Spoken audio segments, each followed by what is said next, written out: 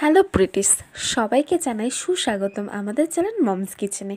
আজকে কোনো রান্না আমি করব না, আজকে সব রান্নাই আমার মা করবে, কারণ আজকে আমার বার্থডে। আর আজকে সেইভাবে কোনো রান্না দেখাবো না, কিন্তু পায়েসটা দেখাবো। তো এখানে মা রাইস করার জন্য বিনস আর গাজর কেটে নিয়েছে লম্বা লম্বা করে, এখানে ক্যাপসিকাম আর মটরশুঁটি কেটে নিয়েছে, সব কিছুকে একটু দেখিয়ে দিচ্ছিলাম। আর এখানে মা চাল ভিজিয়ে রেখেছিল, বাসমতি চাল। তো এই চালটাকেই একটু দেখাচ্ছিলাম, ভিজিয়ে রেখেছিল। তারপর এখানে চাটনি করা হচ্ছে, চাটনির মধ্যে চিনি দিয়ে দেওয়া হচ্ছে, পরিমাণ মতো চিনি। ও চাটনি করার সময় একটা জিনিস মাথায় রাখতে হবে, যে সেটা যেন একটু ঘন হয়, ঘন হলে খেতে খুব ভালো লাগে। আর এই চাটনিটা খুবই ভালো হয়েছিল। যাই হোক, আমি যেটা মেইন ফোকাস সেটা আমি দেখাবো, পায়েস। আজকে মা গুড়ের পায়েস করবে, আর যেহেতু আজকে আমার বার্থডে, তাই সেলিব্রেশনের ভিডিওটা আমি এখানে দিয়েছি। সবাইকে এই ভিডিওটা দেখার অনুরোধ রইল পুরোপুরিভাবে। এই চাটনি এখানে হচ্ছে, তারপর মা এখানে মাংস করবে, এখানে চিকেন করছে।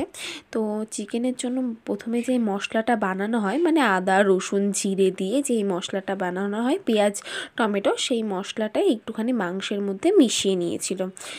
আর আজকে এখানে গন্ধরাজ লেবুর পাতা দেওয়া হবে মাংসের মধ্যে, দিলে কিন্তু অনেক সুন্দর একটা গন্ধ আসে, আর খেতে কিন্তু ভীষণ সুন্দর লাগে। তো এভাবেই এটাকে প্রথমে একটুখানি মশলা দিয়ে মাখিয়ে নিচ্ছিলাম, তারপরে আমি আরেকবার একটু মশলাটা দেখিয়ে নিলাম। হ্যাঁ, মাংসের মধ্যে কিন্তু তেল দেওয়া হয় এই মশলাটার সাথে। এটা যারা জানো না সবাই জানে, তাই আমি একটু বললাম। এই মশলাটা কে আমি একটু দেখাচ্ছিলাম। তারপর এখানে বললাম ওই গন্ধরাজ লেবুর পাতা আমাদের বাড়িতেই ছিল, তাই এখানে নিয়ে নিয়েছি। এখানে পাতাগুলোকে ছিঁড়ে নিয়ে আমি এর মধ্যেও দিয়ে দিচ্ছিলাম, আর মাঝখানে যে অংশটুকু থাকে সেটা কিন্তু ফেলে দিতে হয় গন্ধরাজ পাতার। তো এই পাতাগুলোকে নিয়ে আর কি। এইবার আমি এখানে আমি না, মা রাইসটা করছিল, তো সেজন্য জল ফুটতে দিয়েছিল হাঁড়িতে। জলটা ফুটে গেলে তার মধ্যে এই এলাচ, তারপর দারচিনি, লবঙ্গ, তারপর এইসব যা যা থাকে আর কি গন্ধ হওয়ার জন্য, সব কিছু দেওয়া হচ্ছিল, গোলাপের পাতা। তারপর এখানে তেজপাতা দিয়ে দিলে, এবার দিয়ে এইটা একটু ফুটে আসলে চালটা দিয়ে দেবে। তো এখানে দিতে গিয়ে অনেক চাল পড়ে যাচ্ছিলো, তাও মা ঠিকঠাক করে দিচ্ছিল। এখানে কটা বাদাম নিয়ে নিয়েছিল, সেটাকে ভিজিয়ে দিয়েছিল। তারপরে এখানে আমরা লবণটাকে দিয়ে দেব, চালের মতো পরিমাণ মতো লবণ দিতে হবে, একটু বেশি করে দেওয়া উচিত, কারণ এই চালটা কি হয়, যখন রান্না করা হয় তখন, মানে রাইসটাকে যখন করা হয় তখন লবণ দেওয়া হয় না, একবারে চালের মধ্যে লবণ দিলেই খেতে ভালো লাগে। তো এইগুলোই আর কি করা হচ্ছিল। তারপর মা এটাকে রেখে দিল, আর এখানে তেলের মধ্যে বেগুন ভাজছিল, বেগুন আর বেগুনটা পরে ভাজছিল। এখানে সিম প্রথমে ভেজে নিয়েছিল, ওই 5 ভাজা দিতে হয়। তো মা এখানে একবারেই বেগুনটার পরিমাণটা আমাদের বাড়িতে একদমই খাওয়া হয় না, তাই একই তেলে ভাজছিল, আপনারা চাইলে অন্য তেলে ভাজতে পারেন। মানে শুধুই আমার জন্য ভাজছিল, কেউই আমাদের বাড়িতে বেগুন খায় না, তো সেই জন্য একই তেলে ভাজছিল, আর আপনারা আলাদা তেলে ভাজবেন। ছিম আর বেগুনটাকে একবারে ভেজে নিচ্ছিল। আর আমি এত করে আমার বার্থডে গেছে 5ই ফেব্রুয়ারিতে, এটা 5ই ফেব্রুয়ারির ভিডিও, আর এখন এপ্রিল পার হতে চললো, আমি তাও এটাকে আপলোড করিনি। তো এখানে সব সবজি ভালো করে ধুয়ে নেওয়া হচ্ছিলো, ভাজা হবে বলে, সেটাই আর কি। সবজিগুলো কিন্তু ভালোভাবে ধুয়ে নিতে হবে, আর তারপরে আমাদেরকে ভেজে নিতে হবে। এখানে মা খুব কড়া করে ভেজে নিয়েছিল, মানে আমাদের বাড়িতে সবাই একটু কড়া ভাজা খেতে ভালোবাসে, কিন্তু আসলে কিন্তু হালকা ভাজলে ভালো লাগে। এইবার মাংসের মশলাটাকে কষিয়ে নেওয়া হচ্ছিলো, এখানে অনেকটা বেশি পরিমাণে মশলা কষানো হচ্ছিলো, কারণ আজকে মানে ফ্রাইসের সাথে একটু কষা কষাই কিন্তু ভালো লাগে, তাই জন্য মশলাটা কষানোর পর এখানে মাংসটা দিয়ে দেওয়া হবে, আর তারপরেই সব রান্না শুরু হয়ে যাবে। এখানে কষাতে কষাতে একটা জিনিস বলে দিয়েছি, এর মধ্যে রসুন বা কিছু দেওয়ার সময় কিন্তু এই টাইমটা করে দিলে খুব বেশি ভালো হয়। এখানে রসুন দিয়ে নিলে কিন্তু টেস্টটা কিন্তু খুব ভালো আসে। আর তারপরে যেটা দিতে হবে সেটা হচ্ছে পাতা, গন্ধরাজ লেবুর পাতা। সব কিছুই দিয়ে দিয়ে খুব সুন্দর করে একটা এরকম মশলা তৈরি করে নিতে হবে, তারপরে মাংসটা দিয়ে দিলেই ব্যাস। আর এখানে ভাজা হচ্ছে, এখানে বাদাম, তারপর সব কিছু সবজি সব কিছু দিয়ে একবারে ভেজে নেওয়া হচ্ছে। আর তারপরেই হয়ে গেল আমাদের এই মাংসটা রেডি। দেখতেই পাচ্ছেন কষা কষা রাখা হবে, তাই একটু জলটা মা কমই দেবে, এখনও যদিও জল দেয়নি। ভালোভাবে কষিয়ে নেওয়ার পরে জল দিতে হবে। ঘ্রাণটা এত সুন্দর বেরোচ্ছিল, গন্ধরাজ লেবু দেওয়ার, লেবুর রসও দিতে পারেন আপনারা, আবার পাতাও দিতে পারেন, দুটো একসাথে দেওয়া যায়। এবার এখানে ভাজাটা হয়ে গেছিলো, এবার এর মধ্যে রাইস দিয়ে দেবে। এবার রাইস দিয়ে একটুখানি ঘি দিয়ে দিলেই ব্যাস, মানে রাইস দিয়ে এটার সাথে মিক্স করে নিয়ে তার মধ্যে, আর হ্যাঁ, চালটাকে নামিয়ে নেওয়ার পর, মানে ভাতটাকে নামিয়ে নেওয়ার পরে কিন্তু থালার মধ্যে ছড়িয়ে রাখতে হবে, তবেই কিন্তু ঝরঝরা হবে।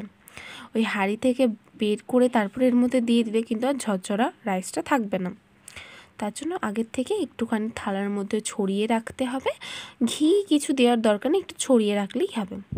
আর এটার থেকে এত সুন্দর ঘ্রাণ বের হয়, বাসমতি চালের গন্ধই আলাদা হয়। এই যে এর মধ্যে আমরা ঘি দিয়ে দিচ্ছি।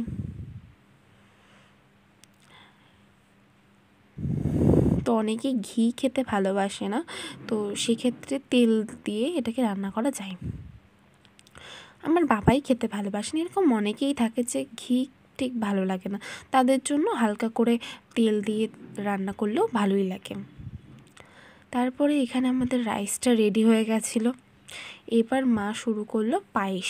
মাংস ওদিকে হয়ে গেছে, আর রান্না করতে করতে, এত কিছু রান্না করতে করতে অনেকটা দেরি হয়ে গেছিলো। এই রাইসটা করার সময় ঘিটা একটু বেশি হয়ে গেল, ভালোই লাগছিল খেতে, কারণ তেল তেল একটু সবারই ভালো লাগে। তো এরকম তার জন্য একটুখানি গায়ে গায়ে লেগে থাকা লাগছিল, কিন্তু পরে যখন এটাকে ঠিক করা হয়েছিল, এটা ঠিক হয়ে গেছিলো। এই যে আর একটুখানি ভালো করে রান্না করে নেওয়া হচ্ছিল কড়াইয়ের মধ্যে।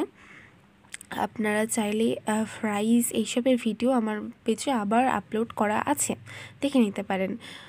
আর এই যে মাংসটা হয়ে গেছে, আজকে জলের পরিমাণ খুব কম দিয়েছে, তার জন্য এত বেশি গ্রেভিটা হয়েছে আর এত সুন্দর দেখতে লাগছে। 2 গ্যাসে 2টো রান্না হচ্ছে। এরপরেই মাছ চলে আসলো পায়েস করতে। একদম কড়াই বসিয়ে কড়াইয়ে দুধটাকে ছেঁকে নিলাম, তারপর দুধটা গরম হতে দিলাম। আর এখানে আমি মাকে বলছিলাম এলাচ দেওয়ার জন্য, কিন্তু মা বলল যে যেহেতু এটা গুড়ের পায়েস হচ্ছে, তো গুড়ের পায়েসে এলাচ না দিলেই ভালো লাগে, নাহলে গুড়ের স্বাদটা পাওয়া যায় না। আর আলাদা করে গুড়ের স্বাদও পাওয়া যায় না, এলাচের স্বাদও পাওয়া যায় না, দিয়ে দুটো মিক্স করে একদম জবা খিচুড়ি হয়ে যায়। তার জন্য যারা ভালো লাগবে না, এলাচটাকে অ্যাভয়েড করবেন গুড়ের পায়েস করার জন্য। তারপরে এখানে মা একটুখানি ভালো করে নেড়ে দিচ্ছিল, দিয়ে দুধটাকে ফুটতে দিল। আর দুধটাকে ফুটে যাওয়ার পরেই কিন্তু চাল দিয়ে দিতে হবে। এই যে ফুটছিল, তারপর পায়েস করা খুবই সহজ কাজ, সেটা সবাই পারে। পায়েস এমন কিছু ব্যাপার না। এখানে মা নর্মালভাবে পায়েস করছিল, কিন্তু আমার মনে হয় এরকম পায়েসটা একটু ভালো লাগে না। আমি পরে আবার আরেকটা পায়েসের রেসিপি শেয়ার করব। এই যে মা চাল আর কিশমিশটা দিয়ে দিচ্ছিল। আমি করি কি, এই পায়েসটা রান্না করার সময় এই দুধটাকে ফুটে যাওয়ার পরে কিছুটা দুধ একটা বাটিতে তুলে রাখি, তুলে রেখে তার মধ্যে বলে নিই, এই যে এখানে গুড়টা দিয়ে দেওয়া হচ্ছিলো চালটা ভালো করে সেদ্ধ হয়ে যাওয়ার পর। এই গুড়টা পরিমাণ মতো গুড় দিয়ে একটু নাড়াচাড়া করলে কালারটা চেঞ্জ হয়ে যাবে। আর তারপর এই অল্প একটুখানি দুধ, মানে দুধটা একটুখানি ফুটে যাওয়ার পর, হালকা গরম হয়ে যাওয়ার পর অল্প একটু দুধ নামিয়ে রাখি, মানে 1 বাটির মতো, দিয়ে তারপর ওই দুধটুকু ফুটতে দিই, দিয়ে তারপর চাল দিয়ে দিই। আর যখন চালটা একদম সেদ্ধ হয়ে আসে তারপর ওই বাটির দুধের সাথে একটুখানি গুঁড়ো দুধ মিশিয়ে ওর মধ্যে দিয়ে দিই, আর তারপর এলাচ। ওটাতে কিন্তু খুব সুন্দর লাগে। ওটা যদি সাদা পায়েস মানে আর কি চিনির পায়েস করা হয় তাহলে ওটাকেও খুব সুন্দর লাগে। আবার গুড়ের পায়েসে কেমন লাগে আমি জানি না, আমি করিনি কোনো দিনও, কিন্তু ওটা চিনির পায়েসে কিন্তু খুব সুন্দর লাগে। আর এইখানে পায়েস রেডি হয়ে গেছিলো, মাংস, চাটনি, মিষ্টি এইসবই আর কি। তারপর 5 রকম ভাজা আর রাইস, আমার জন্মদিন। তারপর এখানে সন্ধ্যেবেলায় কেক আনা হয়েছিল, তারপর মাকে খাইয়ে দিচ্ছিলাম কেটে, ভাইকে খাইয়ে দিচ্ছিলাম, আমার ক্যামেরাম্যান মানে দিদি, ভাইটু, কাকি সবাইকে খাইয়ে দিলাম। আমাদের বাড়িতে এই কজনই তো, এদেরকে খাইয়ে দিচ্ছিলাম। আর বাবা কাকা বাড়িতে নেই, তো এখানে কেকটাকে